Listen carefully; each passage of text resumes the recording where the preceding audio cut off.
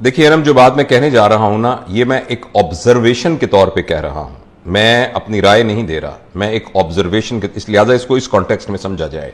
देखिए हमें किसी तरीके से ये समझ में आ गई है बात कि जो चीज हम खुद नहीं कर सकते हम पैसे के जरिए उसको करवा सकते हैं। ये हमें समझ में आ गई। एक ज़माने में जब बेटी की शादी होती थी तो वो ये तारीफ़ ये क्या करते थे कि हमारी बेटी जो है खाने पकाने की बहुत माहिर है, बहुत सुगड़ है, इसने जो है वो ये खुद देखें स्वेटर इसने खुद बुन के दिया, ये दादा अबू को स्वेटर खुद बुन के दिया था, घर के सारे काम कर लेती है, जो शलवार में डालने वाले नाले हैं वो भी खुद बुन लेती है। तो इस तरह के क्राइटेरियाज पर हम ये कहते हैं सौमो सलाद की पाबंद है और वगैरह वगैरह, ये क्राइटेरिया होता था। अगेन मैं आपको बता रहा हूं, मैं ये नहीं कह रहा क्या सही है क्या गलत है क्या होना चाहिए, मैं एक ऑब्जर्वेशन बता रहा हूं। अच्छा, उसके बाद हमने ये सोचा कि ये जो घर में कपड़े धोने का काम है ये तो हम किसी माई से करवा सकते हैं। अगर हम ये जो हमने वो सिलाई कर, हमारा दिमाग खराब है, नाले 2 महीने लगा के 2 नाले बनाए, बाजार से मिल जाते हैं 10 रुपए के नाले, तो वहां से खरीद लेंगे, तो हम उन चीजों को आउटसोर्स कर। अच्छा, इसी तरीके से खाना खुद पकाने की क्या जरूरत है? जब आप बहुत ज्यादा पैसे कमाएंगे तो घर में खानसामा रख लीजिए, या आप ये कीजिए कि ऑनलाइन मंगवा लिया कि पैसे, आप एक टेलीफोन करेंगे तो आपके पास खाना आ जाएगा। ये हमारा माइंडसेट बन गया है कि हम हर चीज जो हम खुद कर सकते थे अब हम उसको आउटसोर्स कर सकते हैं। पेरेंटिंग के सिलसिले में भी समहाउ हमने यही सोचा कि जो मां की या बाप की जिम्मेदारी थी, मां बाप ने कहा हमारे पास तो पैसे हैं, हम तो इनको आउटसोर्स कर सकते हैं।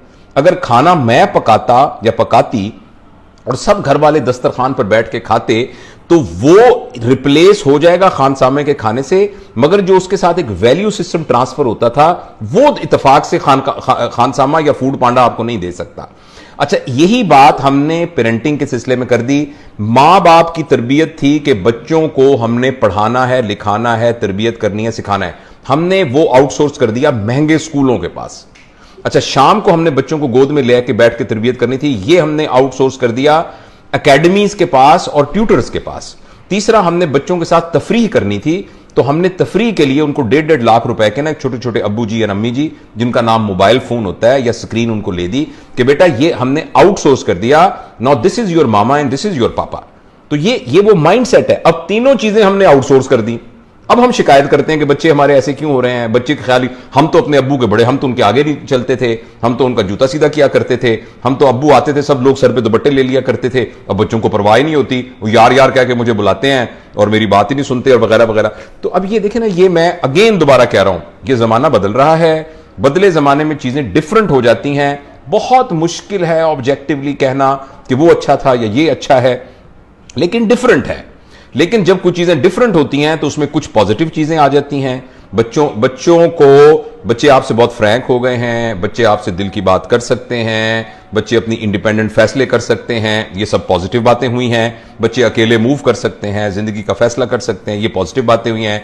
नेगेटिव बातें हुई हैं कि ये इसकी कॉस्ट पर हुआ है कि आपके रिलेशनशिप वीक हो गए हैं, और रिलेशनशिप के वीक होने की वजह से मुआशरे के अंदर जो एक फैब्रिक होता है वैल्यू सिस्टम का, वो बहुत ज्यादा कमजोर हो गया है, और उसके कमजोर होने के बहुत सारे साइड इफेक्ट्स हुए हैं। और इन सब, जैसे आपके सवाल का जवाब इस सिलसिले में यही था कि चूंकि हमें समहाउ पैसे पर जोम आ गया है, हमारा यह ख्याल है कि हम पैसे से सब चीजें ले सकते हैं, पैसे से आप गैजेटरी ले सकते हैं, पैसे से आप एसी ले सकते हैं, पैसे से आप एसी ले सकते हैं, सुकून वाली नींद नहीं ले सकते। मेरी बात समझ रहे हैं ना? पैसे से आप आसानियां ले सकते हैं, आप खुशियां नहीं ले सकते। पैसे से बच्चों को कंफर्टेबल करके आला तालीमी इदारे की डिग्री ले सकते हैं, लेकिन बच्चों की तरबियत नहीं कर सकते। तो तरबिया, जो अरबी का बड़ा जबरदस्त लफ्ज है तरबिया, हम तरबिया को कंफ्यूज करते हैं ट्रेनिंग के साथ। ट्रेनिंग का उर्दू तर्जुमा है सिधाना।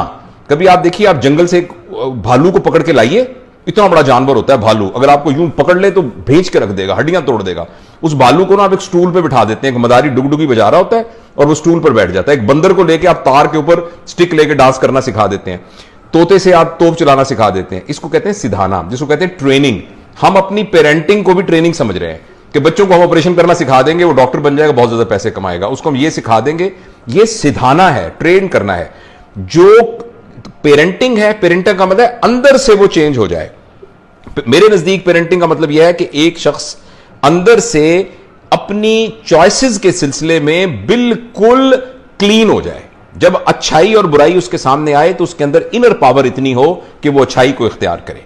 जब वो अच्छाई को अच्छाई समझ के कर रहा हो, किसी बेनिफिट के तौर पे ना कर रहा हो। यह है तरबियत मेरे ख्याल में।